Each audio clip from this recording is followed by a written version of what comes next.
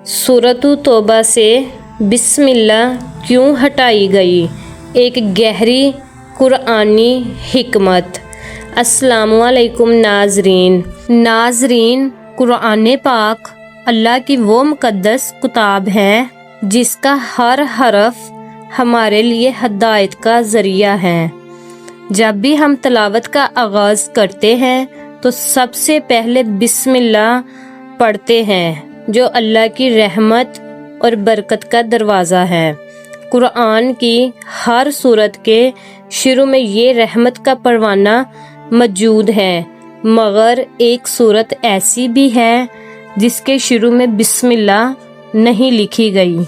जी हाँ, सूरत तौबा। आखिर इसके पीछे क्या राज है? क्यों अल्लाह ने अपनी इस पाक कलाम से यहाँ बिस्मिल्लाह को हटा दिया? क्या ये कोई मामूली बात है या इसके पीछे कोई बहुत बड़ी हिकमत और इबरत छुपी है? आज की इस वीडियो में हम इसी अहम मौजू पर तफसील से बात करेंगे। वीडियो बहुत अहम और मालूमात से भरपूर है, इसलिए इसे आखिर तक ज़रूर देखिएगा।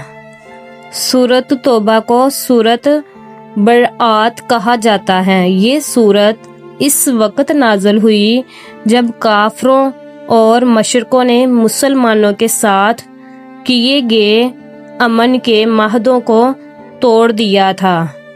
बिस्मिल्लाह रहमत का पैगाम है, जबकि सूरत तौबा का मिजाज काफरों की बदअहदी पर अल्लाह की नाराज़गी और सख्ती का इजहार है।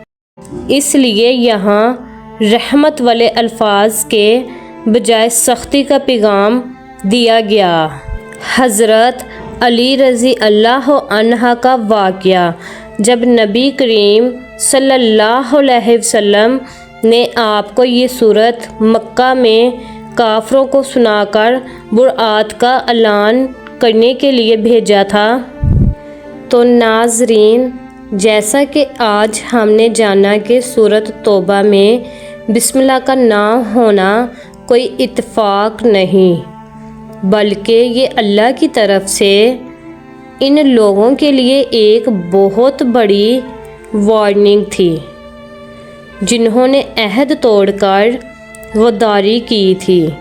ये सूरत हमें बताती है कि अल्लाह की रहमत बहुत वसी है, लेकिन इसकी पकड़ और इसका कानून भी इतना ही अटल है। तो मेरे प्यारे नाज़रीन, मैं उम्मीद करती हूँ कि आज की इस वीडियो से आपको काफ़ी कुछ सीखने को मिला होगा और आपके ज़हन में मौजूद ये सवाल भी हल हो गया होगा।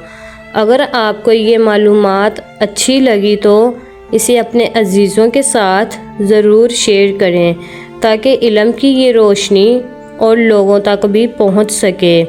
जाते हुए कमेंट में सुबहान अल्लाह लिखकर अपनी हाज़िरी ज़रूर दर्ज कराएं।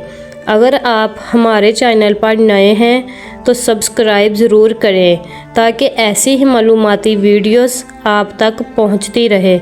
अपना बहुत ख्याल रखिएगा, मुझे दुआओं में याद रखिएगा। अल्लाह हाफिज़।